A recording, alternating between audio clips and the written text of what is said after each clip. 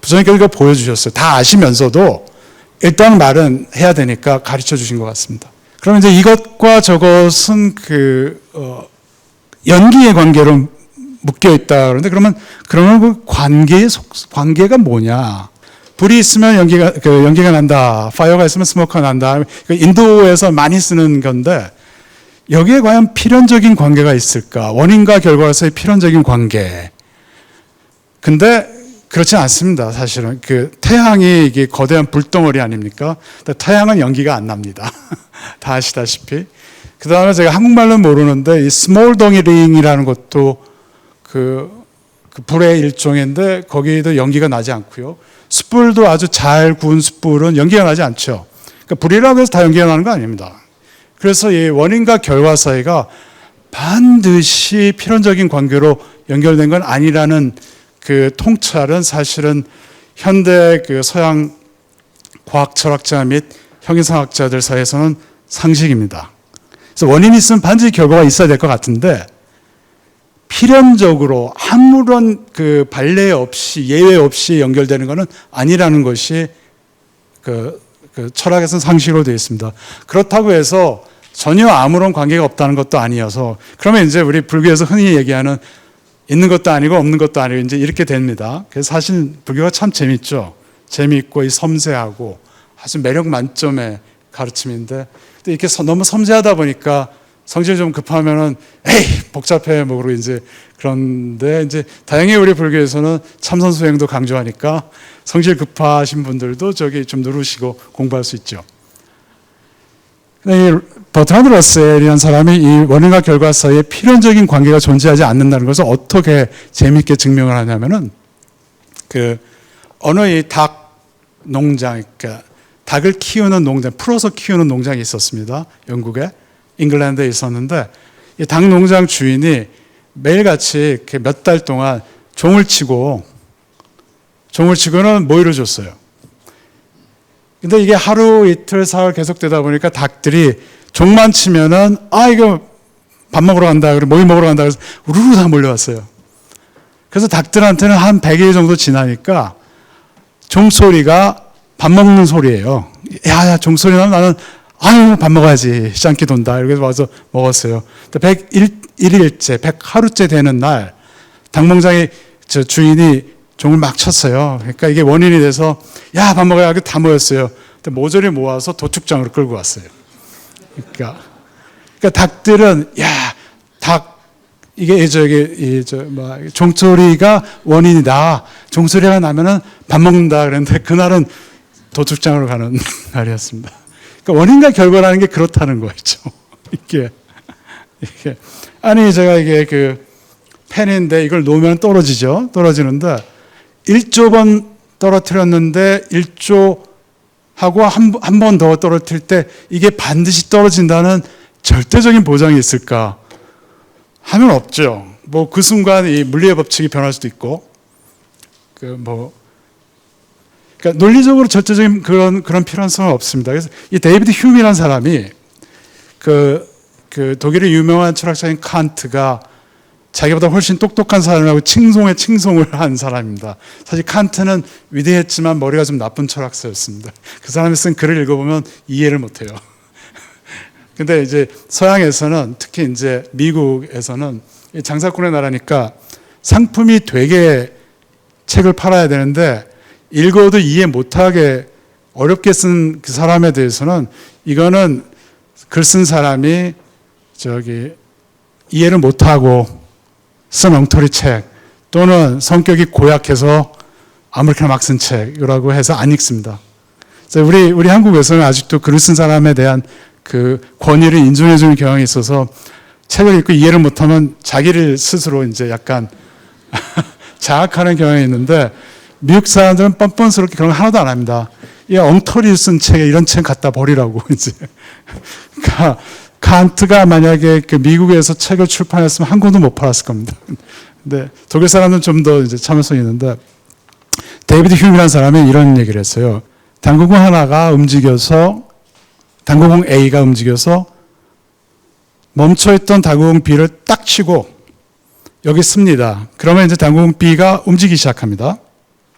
이거를 이제 조금 이제 철학적으로 미묘한 부분 다 빼고 그냥 상식적으로 얘기하자면 당구공 A가 이 딱 친 것이 원인이 돼서 당구공 A가 가지고 있던 힘 또는 에너지, 운동량 뭐 이런 것들이 당구공 B로 전해져서 당구공 A는 이제 그걸 다 잃었기 때문에 멈춰쓰고 당구공 B는 그 새로운 에너지, 운동량 뭐 이런 걸 받아서 움직이기 시작한다. 이렇게 사람들이 생각을 하죠.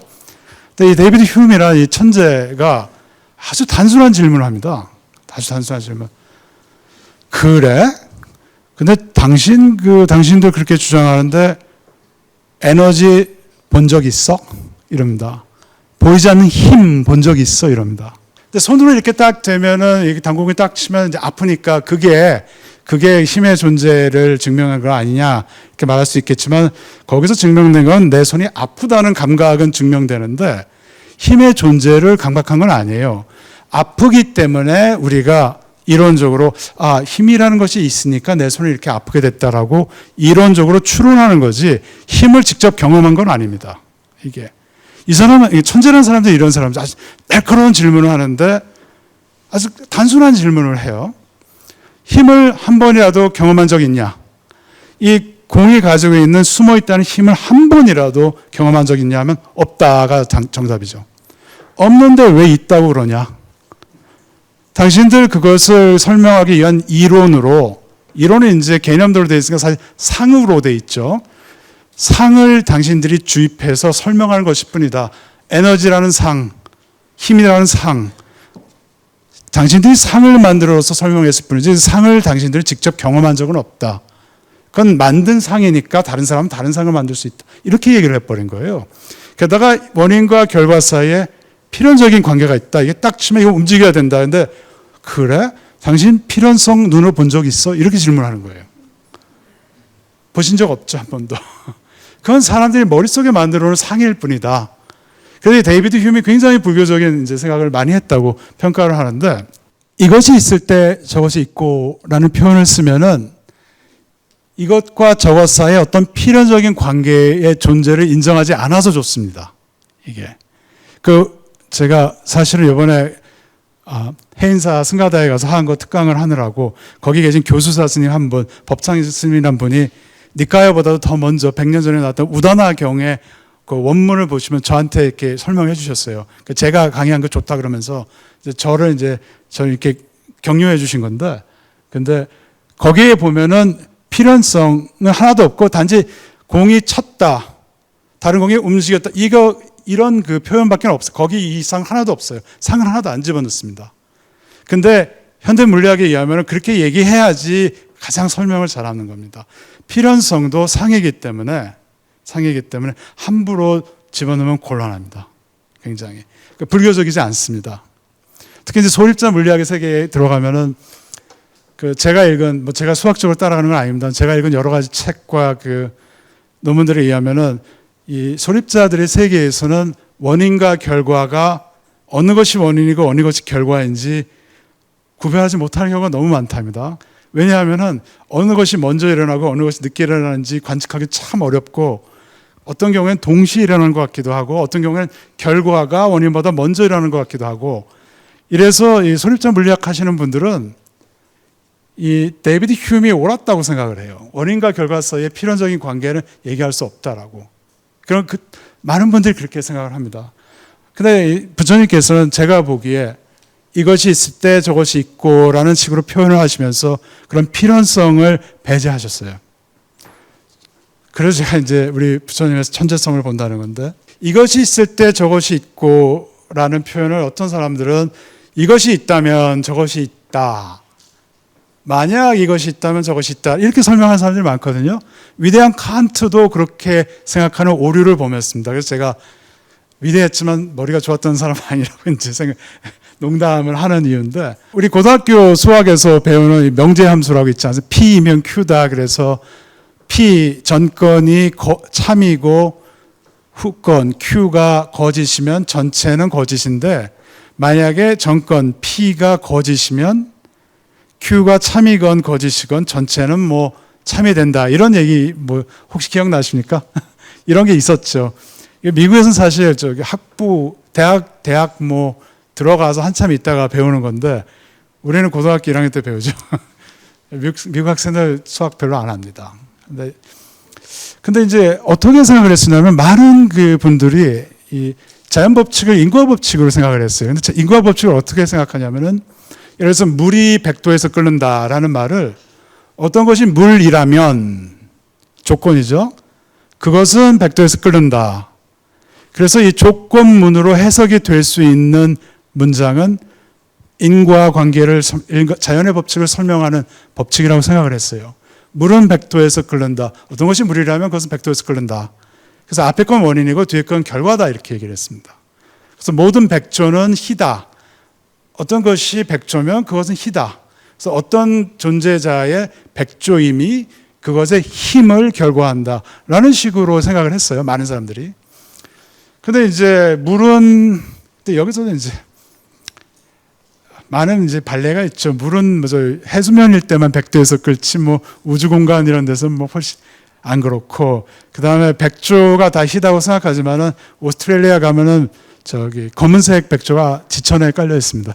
그러니까 다 틀린 얘기죠. 그러니까 그리고 이제 문제가 뭐냐면 이 명제함수에서는 앞에 나온 말이 거짓이면 뒤에 나온 말은 상관없이 전체가 참이 되거든요. 그래서 이제 서양 사람들이 하는 얘기가, 야, 이게 위대한 예술 작품이면 나는 원숭이 삼촌이다. 뭐 이런 얘기가 있어요. 그러니까 제가 원숭이 삼촌인 건 말이 안 되죠. 근데 이것이 위대한 예술 작품이라는 말은 정말 터무니없기 때문에 그 다음에 나오는 말은 무슨 헛소리를 해도 전체가 참이 된다는 얘기입니다. 네 말이 옳으면 기차 바퀴는 네모나다라는 뭐 이렇게 그 지방 어디 그 농담도 있거든요. 기차 바퀴가 어떻게 네모났겠습니까? 네 말이 하도 엉터리니까 네 말이 옳으면 기차 바퀴가 엉터리라는 말도 옳다라는 거죠. 근데 문제는 저기죠. 이게 조건문이 두 가지 문제가 있습니다. 인과관계를 설명하기에는 조건문이 너무 많이 포함을 해요. 오늘이 월요일이면 내일은 화요일이다. 오늘이 월요일임이 내일의 화요일임을 오늘은 화요일이죠, 참. 오늘의 화요일임이 내일의 수요일임을 초래한다는 건 말이 안 되죠. 그냥 수요일이 화요일 다음에 오는 거지. 이게 원인이 결과를 만들어내는 건 아니거든요. 근데 이게 조건문을 충족하죠. 근데 이제 문제는 뭔가 하면은 이 인과가 아닌 것까지도 포함하기 때문에 인과관계를 조건문으로 해석하면은 곤란합니다. 그래서 이제 인과를 조건문으로 해석하면 안 되고. 근데 칸트가 그런 실수를 했어요. 칸트가 모든 자연 법칙은 인과관계를 말하는 조건문으로 이해해야 된다고 해서 예를 줍니다. 위대한 칸트도 오류를 많이 범했어요. 석가모니 부처님은 그러신 적이 한 번도 없는데 제가 여태까지 읽은 경전에서 칸트는 많이 범했어요. 많이. 근데 이제 또 연기라는 것은 이것이 있을 때 저것이 있다는 것은 존재하는 것과 존재하는 것 사이의 관계거든요. 그러니까 참으로 존재하는 것과 참으로 존재하는 것 사이의 관계인데 이것이 존재하지 않는다면은 저것이 존재하건 말건 참이건 아니건 상관없이 연기 관계가 성립한다라고 석가모니 부처님께서는 말씀하지 않으실 거예요. 그 말이 안 돼요. 연기 관계는 존재하는 것들, 참된 것들 사이의 관계지. 그러니까 조건문으로 해석하면 안 됩니다. 근데 많이 오해들 할 수 있어요. 왜냐하면 연기를 인과라고 이해하고 또 인과가 이런 조건문을 충족시킨다고 생각하는 사람들이 많기 때문에 이런 오류가 발생할 가능성이 많습니다. 제 생각에 앞으로 이런 논문이 조금 나올 거예요. 근데 이제 그러면 이제 칸트가 200여 년 전에 범했던 똑같은 오류를 범하게 되는 겁니다. 철학 공부 열심히 해야죠. 사실 학문한다는 게 대단히 마음을 졸이게 하는 작업입니다. 논문을 발표하는데 한 1500년 전에 어떤 학자가 이미 반박해 놓은 논증을 쓰거나 이런 얼마나 당황스럽습니까, 이게. 그러니까 공부를 열심히 해야 되는 관계가 있죠. 근데 이제 우리 한자 문학에서는 상당히 익숙하죠. 이것이 있으므로 고자가 들어가서 고로, 이것이 있는 고로 저것이 있고 고자가 들어가기 때문에 이것과 저것 사이에 있던 의존 관계가 굉장히 더 많이 강조되죠. 근데 이제 아까는 이것이 있을 때 저것이 있다라는 거 이런 표현에서는 의존 관계에 별로 안 보이는데 한자로 돼 있는 암경에서의 번역은 고자가 들어가는 바람에 이 동아시아에서는 의존관계가 대단히 강조돼서 이해가 되어 왔습니다. 근데 제 생각에는 그 의존관계가 강조돼도 상관없습니다. 이거 근데 반드시 필연적인 의존관계라고까지만 얘기하지 않으면 괜찮다고 생각합니다. 제가 왜 근데 이 필연성에 대해서 그 거부 반응을 일으키냐 하면은 그 원인과 조건 또는 원인과 결과 아니면 이 조건과 이 조건이 결과한 사이에 필연적인 존재가 그 관계가 성립하려면 이 원인 또는 조건이 자성을 가지고 있고 저것이 또 자성을 가지고 있고 이것 사이가 고정불변의 법칙이어야 돼요. 그래야지 필연적입니다. 근데 그러면 이제 고정불변의 자성을 가져야 됩니다. 그러면 이게 다 우리 공의 사상에 다 어긋납니다. 그래서 제가 필연성을 얘기 안 하려고 하고 그 다음에 연기의 법칙을 얘기하지만 그것이 필연적인 법칙을 얘기하는 것은 아니다라고. 그럼 무슨 법칙이냐 그러면은 그냥 할 수 있는 말은 필연적인 것은 아니지만 마치 상주론 같은 것은 아니지만 그렇다고 없는 것도 아니다 라고밖에 할 수가 없어요. 우리 불교 많은 경우 그렇죠. 있는 것도 아니고 없는 것도 아니고 양극단을 다 피해야 되기 때문에 필연성을 피하지만 그렇다고 해서 아주 없는 것도 아닌 그런 구체적인 이야기는 인연이 더 모여서 내년이나 후년 제가 다시 귀국할 때 기회가 있으면 그때 다시 하겠습니다. 그리고 이제 원인과 결과를 물론 해석할 수도 있고 아리스토텔레스라는 사람이 그 사람이 얘기한 것 중에서 한 두 가지는 우리의 상식과 맞는데 나머지 두 가지는 맞지 않습니다. 그 사람은 무슨 얘기냐면 소위 말해서 진료인이라는 게 있어서 망치가 왜 단단하냐? 그건 망치는 쇠로 만들어져 있기 때문에 그렇지. 근데 이제 쇠가 단단한 것은 그냥 기본적인 상식으로 배경을 깔고 하는 얘기입니다. 그러니까 쇠가 단단하니까 진료, 그 물질적인 바탕을 언급함으로써 망치의 단단함을 설명해 주는 겁니다. 근데 이제 쇠의 단단함과 망치의 단단함은 시간적인 차이가 없죠. 동시관계고 중간 단계도 없기 때문에 인과관계는 아닙니다. 그렇지만은 쇠의 단단함이 망치의 단단함을 설명해 주죠. 그래서 설명하기 좋은 방법입니다. 그래서 이것도 제 생각에는 연기로 얘기할 수 있어요. 쇠의 단단함이 있으므로 망치의 단단함이 있다. 뭐 얘기할 수 있죠. 인과는 아니지만 연기입니다. 제 이론인데. 그 다음에 이제 형상이라는 것은 굉장히 재밌는데, 형상이라는 것은 이제 일본 사람들이 번역해 놓은 말인데, form이라는 건데, 말하자면은 무슨 어떤 물체의 생긴 모양이나 아니면 수학적 구성 비율 이런 걸 얘기하는데, 똑같은 장력, 이렇게 팽팽함의 정도가 같은 두 개의 줄이 있는데, 한 개의 줄은 예를 들어서 1m이고 다른 거의 줄은 2m라면 장력이 같습니다. 두 줄 사이에 음정의 차이가 있어요. 튕기면은. 그 음정의 차이가 얼마인지 아십니까 혹시? 히랍 사람들이 이걸 알았어요. 그리스 사람들이.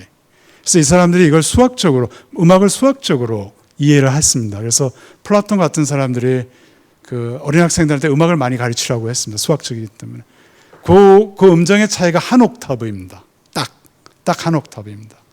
그래서 그 2대 1이라는 수학적 이 비율이 한 옥타브라는 존재자의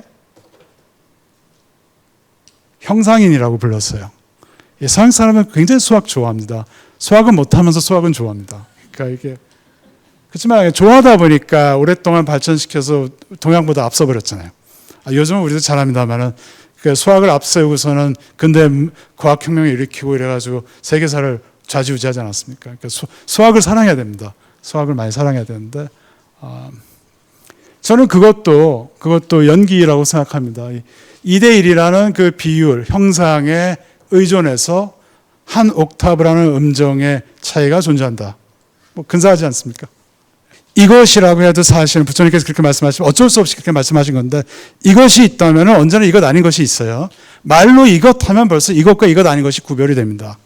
그래서 이것이 있을 때 이것 아닌 것은 당연히 있습니다.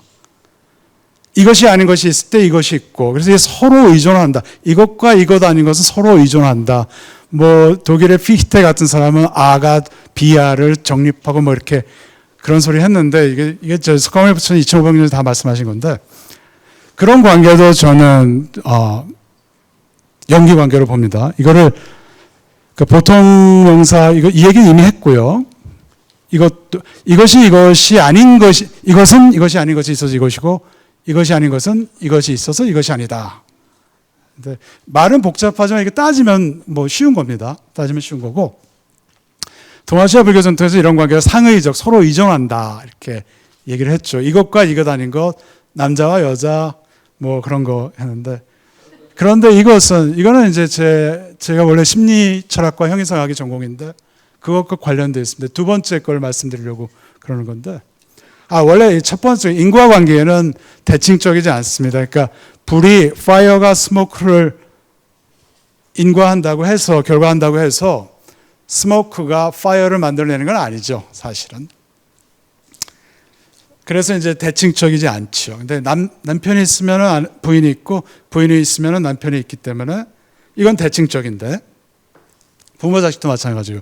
근데 이 수반이라는 굉장히 그 재미있는 개념이 있는데 이건 뭔가 하면은 이것도 존재 세계에 있는 그 중요한 관계 중에 하나입니다. 저는 이것도 연기로 봐야 된다고 생각하는데 이 모나리자라는 그 명화가 있는데 이렇게 내려놓고 보면 이렇게 캔버스 위에 물감들이 그냥 있는 거잖아요. 물감들이. 근데 물감들이 제대로 잘 배치되면은 명화라고 해서 아름다움이 슉하니 아름다움이 여기에 올라탄다. 그래서 수반이라는 말이 올라탄다는 말인데 슈퍼비니언스에서 수반한다 그럽니다. 그래서 아름다움은 물질적 바탕 위에 수반한다 이런 얘기를 합니다. 그리고 이제 도덕적인 가치인 예를 들어서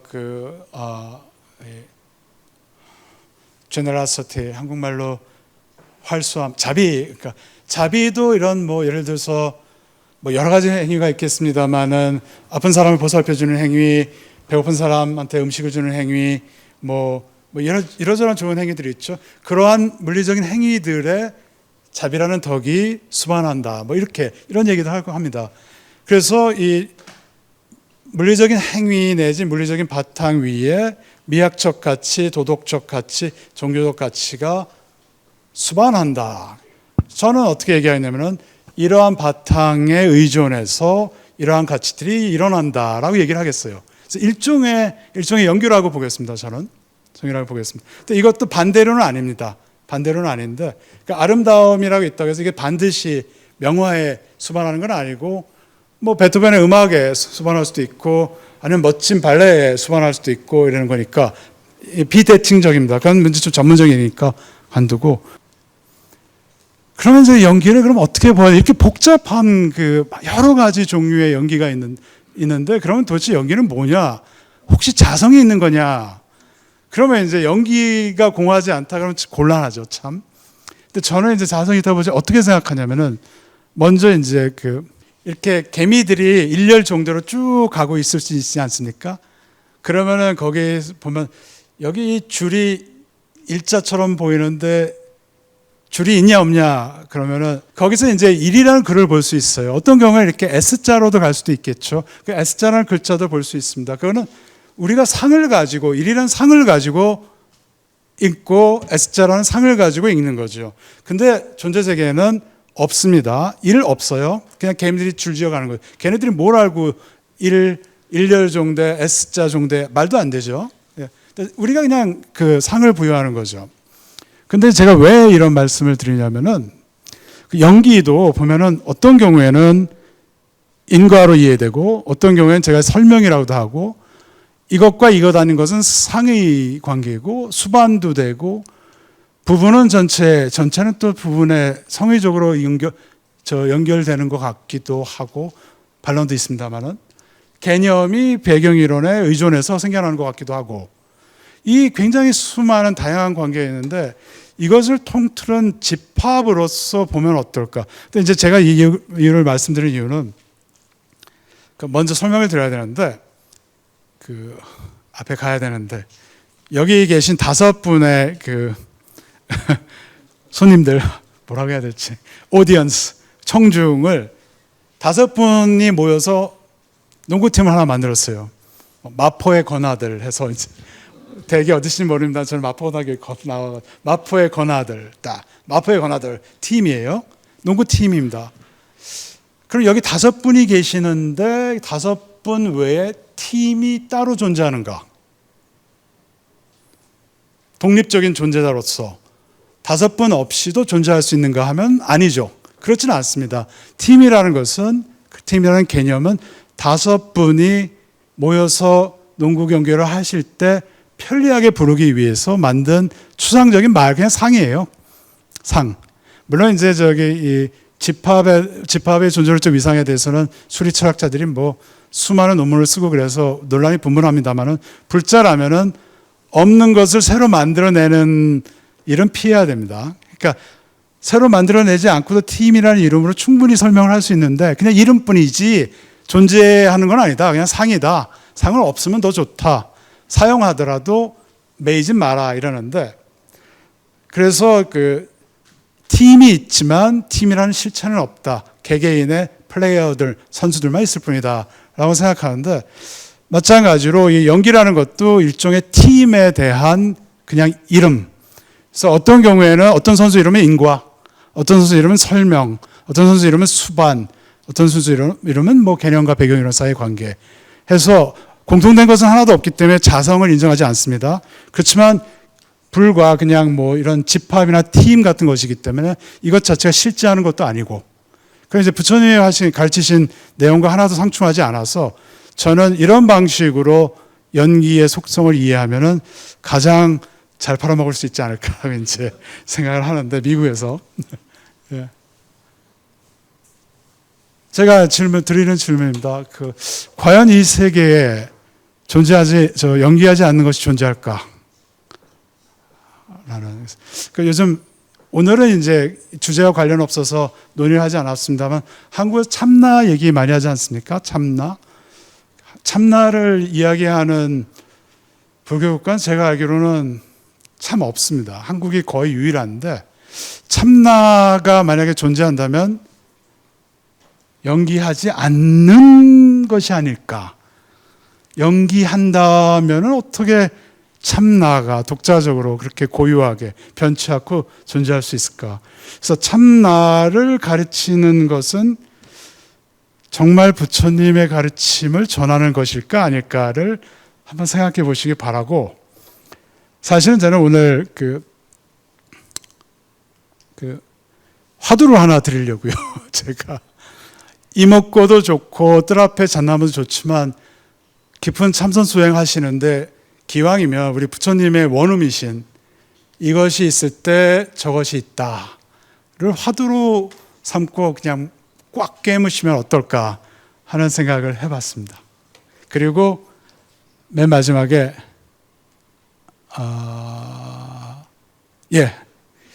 연기하지 않는 것, 그러니까 석가모니 부처님께서는 절대적인 창조주의 존재를 인정하지 않으셨는데, 그러면 우리 한국 불교에서 말하는 참나라는 것이 과연 연기의 법칙에 부합할까 안 할까? 만약에 부합하지 않는다면 우리가 받아들여야 될까 말까를 많이 고민해 보시기 바랍니다. 거기까지입니다. 감사합니다.